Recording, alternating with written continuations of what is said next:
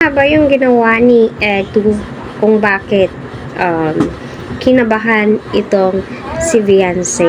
So hello po, Team Edsy, kumusta? I hope nasa mabuti po kayong kalagayan sa munda ko kayo ng mundo naroon. So yan po yung pag-uusapan po natin for today's video. Recently uploaded by Kalingap Prab ay napanood po natin kung gaano kasweet si Eds kay Beyonce at pinapakalma niya nga po ito.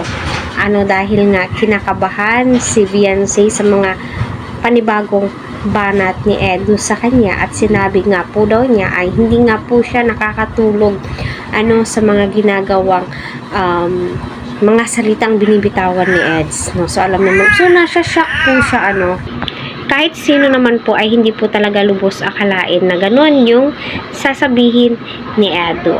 Pero iba po yung topic po natin. Yes, kinabahan po itong si Beyonce sa ginawa ni Edu na nag-overtake po siya sa isang truck. Hello po.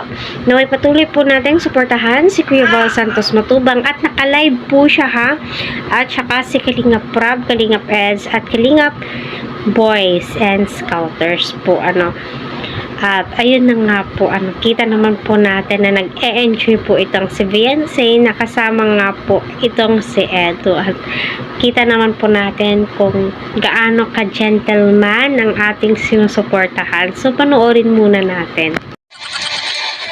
Kasi wala akong dalang naiwan ko yata yung cellphone ko, hindi tayo makapagpatugtog. Kanta mo ako nung ba yun yung lagi ginaganda ng fans? Alala mo pa yun? Yung team song?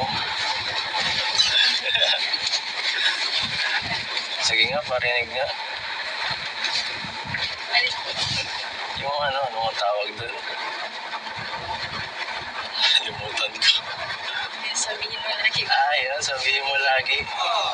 Sabihin mo lagi.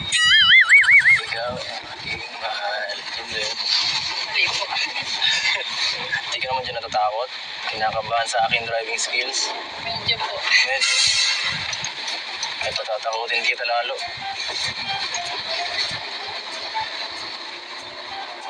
Nakikita mo yun? First time ko ginawa yun.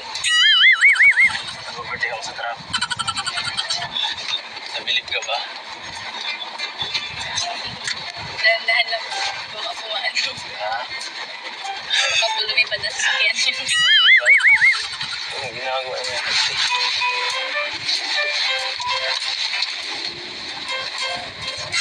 Ayun po mga kalingap, so sino ba naman ang hindi kakabahan? Sinabi nga po ni Kalingap Edu ay first time po niyang mag-overtake sa isang truck, at sinabi din po ni Beyonce, hinay-hinay lang baka lumipad daw po yung sasakyan, so alam naman po natin